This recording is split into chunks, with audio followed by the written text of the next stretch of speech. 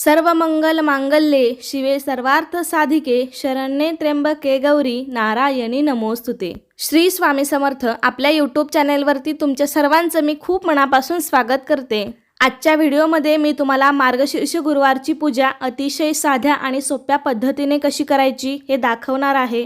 त्याचबरोबर या पूजेची योग्य पद्धतीने मांडणी कशी करायची त्यासह संपूर्ण पूजाविधी आपण आजच्या व्हिडिओमध्ये दाखवणार आहोत। तर ही महालक्ष्मीची पूजा झाल्यानंतर सर्वात शेवटी आपल्याला एक मंत्र म्हणायचा आहे, त्यामुळे लक्ष्मी प्रसन्न होते। तर तो कोणता मंत्र म्हणायचा अशी संपूर्ण माहिती तुम्हाला या व्हिडिओमध्ये मिळेल। त्यासाठी हा व्हिडिओ शेवटपर्यंत पहा, पण त्याआधी आपल्या अन्वीज मराठी कॉर्नर या चॅनेलला सबस्क्राइब करायला विसरू नका। लगेच आपण आजच्या व्हिडिओला सुरुवात करूया।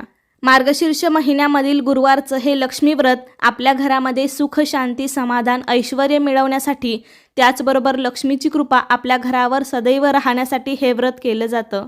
तर यावर्षी मार्गशीर्ष महिन्यामध्ये एकूण 5 गुरुवार आलेले आहेत। 13 डिसेंबर 2023 पासून मार्गशीर्ष महिन्याला सुरुवात होणार आहे। दुसऱ्याच दिवशी पहिला गुरुवार आहे 14 डिसेंबरला। तर त्या दिवशी म्हणजे गुरुवारी सकाळी लवकर उठून स्नान आटोपून आपली नित्यकर्मे उरकून आपल्याला ही पूजा करायची असते। तर ही पूजा कोणतीही कन्या स्त्री पुरुष कोणीही करू शकतं। तर ही पूजा शक्य होईल तितक्या सकाळी लवकर मांडायची असते आणि काही स्त्रियांना काही कारणास्तव शक्य होत नसेल तर त्यांनी सायंकाळी 5 ते 6:30 या वेळामध्ये पूजा केली तरीही चालेल, कारण तिन्ही सांजेला लक्ष्मी येण्याची वेळ असते, त्यामुळे तेव्हा सुद्धा आपण ही पूजा करू शकतो। तर आपल्याला ज्या ठिकाणी पूजा मांडायची आहे तिथली जागा स्वच्छ करून तिथे रांगोळीने एक स्वस्तिक काढायचं, त्यावरती हळदी कुंकू वाहून त्यावरती पाट किंवा चौरंग ठेवायचा। पाटावर नवीन कोरं वस्त्र अंथरायचं, शक्य असेल तर लाल वस्त्र घ्यावं, नसेल तर काळ्या रंगाचं सोडून इतर कोणत्याही रंगाचं तुम्ही घेऊ शकता।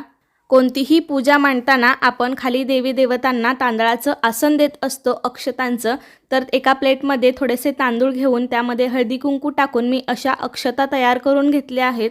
तर सगळ्यात आधी आपण या पूजेची योग्य पद्धतीने मांडणी करून घेऊया आणि त्यानंतर सर्व देवी देवतांची पूजा करूया। तर सर्वात आधी पाटावरती तांदळाचं आसन ठेवून मी एक दिवा ठेवून घेतलेला आहे। सर्वात प्रथम आपण कलश मांडणी करून घ्यायची। हा कलश देवी स्वरूप म्हणून आपण मांडतो, त्यामुळे गहू किंवा तांदळाच्या राशीवरती हा कलश ठेवायचा आहे।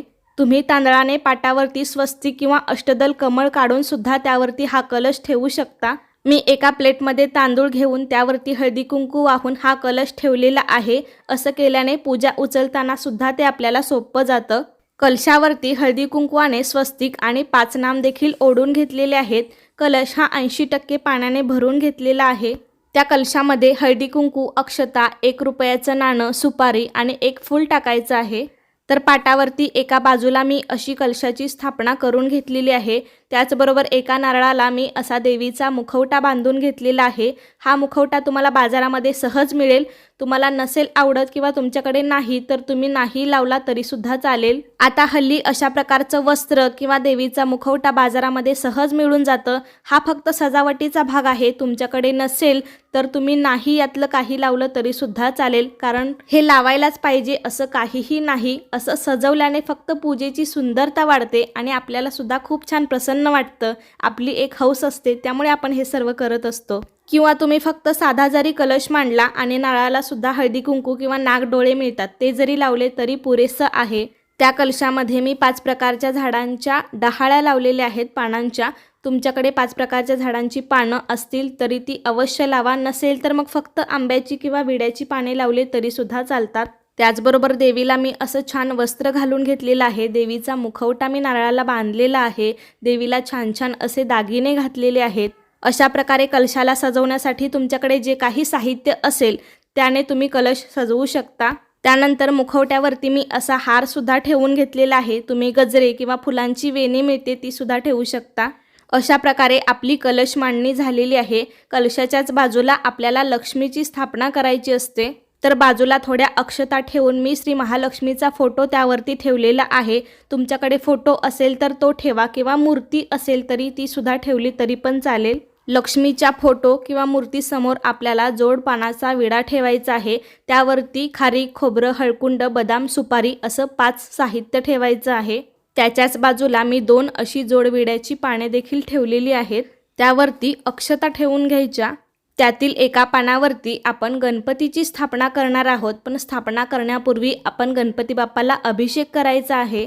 या दिवशी आपण रोजच्या देवपूजेमध्ये सकाळी जर गणपती बाप्पांना स्नान घातलेलं असेल तर मग आता अभिषेक नाही घातला तरी सुद्धा चालेल, फक्त मांडून त्याची पूजा करावी। मी इथे स्वच्छ पाण्याने दुधाने अभिषेक घातलेला आहे। वक्रतुंड महाकाय सूर्यकोटी समप्रभ निर्विघ्नं कुर्मे देव सर्व कार्येषु सर्वदा। अभिषेक घातल्यानंतर मूर्ती स्वच्छ एका कोरड्या कपड्याने पुसून घ्यायची आणि त्यानंतर विड्याच्या शेजारच्या पानावरती आपल्याला गणपतीची स्थापना करायची आहे। जर तुमच्याकडे गणपतीची मूर्ती नसेल तर गणपतीचं प्रतीक म्हणून आपण तिथे सुपारी ठेवायची आहे। त्याचबरोबर माझ्याकडे इथे श्रीयंत्र आहे तर ते सुद्धा मी पूजेमध्ये ठेवणार आहे। तुमच्याकडे सुद्धा ज्या काही लक्ष्मीकारक वस्तू असतील तर त्या सुद्धा तुम्ही पूजेमध्ये ठेवू शकता। श्रीयंत्र असेल किंवा कमळगट्ट्याची माळ असेल, कवड्या असतील किंवा गजलक्ष्मी असेल तर त्या वस्तू सुद्धा तुम्ही या पूजेमध्ये ठेवू शकता। तर आता या ठिकाणी माझ्याकडे श्रीयंत्र आहे तर त्यावरती सुद्धा मी स्वच्छ पाण्याने पंचामृताने अभिषेक करून घेत आहे। यावेळी तुम्ही लक्ष्मीचा एखादा मंत्र म्हणू शकता, ओम श्री लक्ष्मी देवे नमः। तर गणपतीच्या बाजूला आपण जे जोडविड्याचं पान ठेवलं होतं त्यावरती मी श्रीयंत्र स्थापन करून त्यावरती कमळगट्ट्याची माळ ठेवलेली आहे। श्रीयंत्रावरती नेहमी कमळगट्ट्याची माळ ठेवायची असते। त्याचबरोबर पूजेमध्ये लावण्यासाठी आपण ज्या समई घेतल्या होत्या तेलवाती घालून त्या सुद्धा दोन्ही बाजूला 2 ठेवून घ्यायच्या आहेत। त्याचबरोबर ही पूजा करताना आपल्याकडे हे असे पुस्तक श्री महालक्ष्मी व्रतकथा हे पुस्तक असणं गरजेचं आहे, ते सुद्धा आपण या पूजेमध्ये मांडणार आहोत। तर अशा प्रकारे सर्व देवी देवतांची मांडणी तर झालेली आहे, पण पूजा करण्याआधी सर्वात आपण दिवा प्रज्वलित करून घ्यायचा आहे।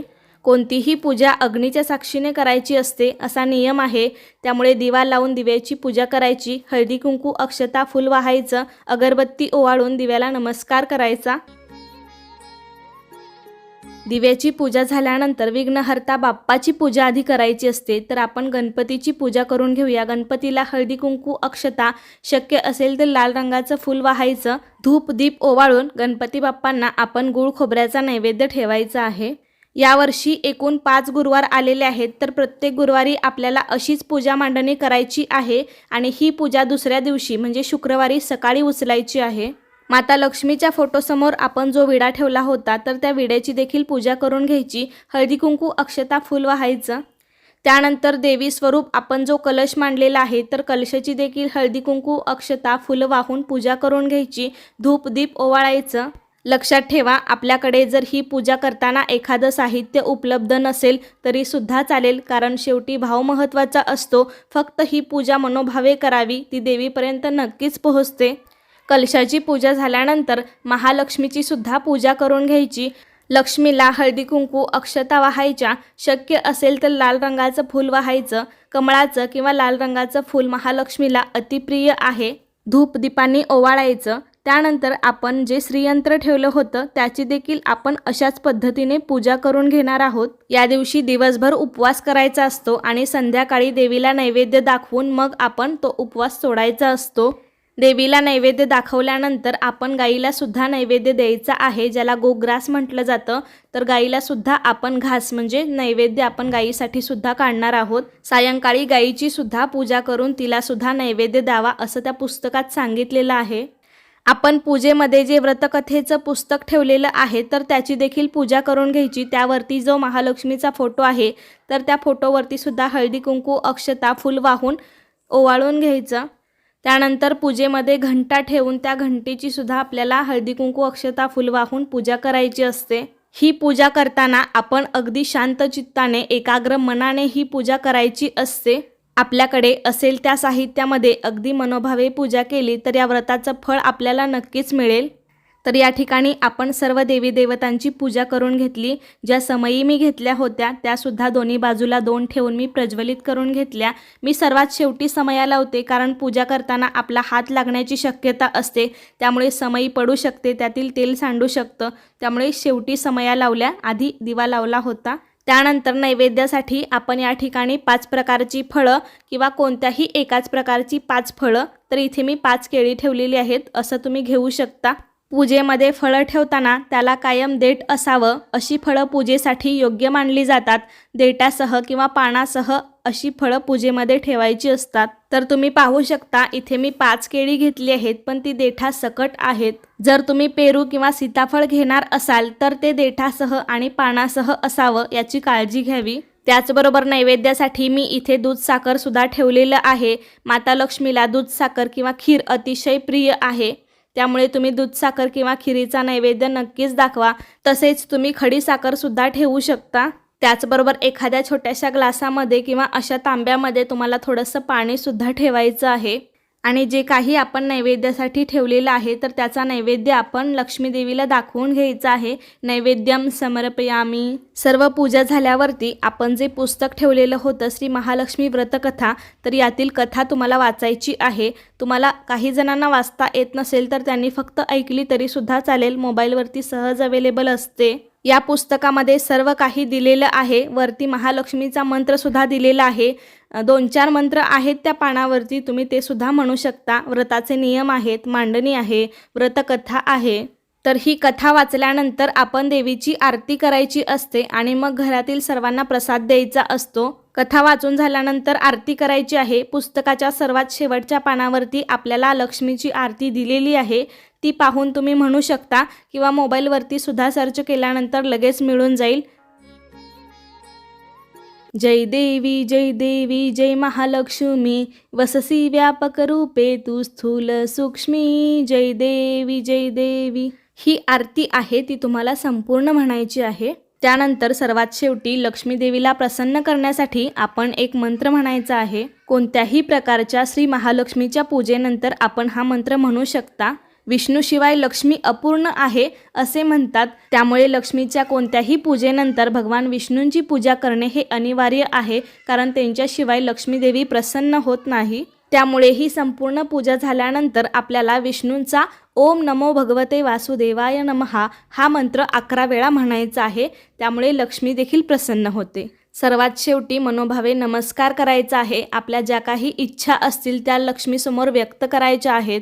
हे गुरुवारचे व्रत केल्यामुळे घरात सतत पूजा अर्चा केली जाते, त्यामुळे घरातील सकारात्मक ऊर्जेमध्ये वाढ होते आणि प्रामुख्याने यामुळे घरातील वातावरण बदलून सर्व गोष्टींची भरभराट होते. तर येणाऱ्या 5ही गुरुवारी आपल्याला अशा प्रकारे पूजा करायची आहे आणि शेवटच्या गुरुवारी उद्यापन करायचं आहे. तर त्याचा व्हिडिओ आपण लवकरच घेऊन येणार आहोत. तर आजचा हा व्हिडिओ इथेच संपतोय. आवडला असेल तर एक लाईक नक्कीच करा, जास्तीत जास्त लोकांपर्यंत शेअर करा आणि असेच छान छान व्हिडिओज पाहण्यासाठी आपल्या अन्वीज मराठी कॉर्नर या चॅनेलला सबस्क्राईब करायला विसरू नका. धन्यवाद.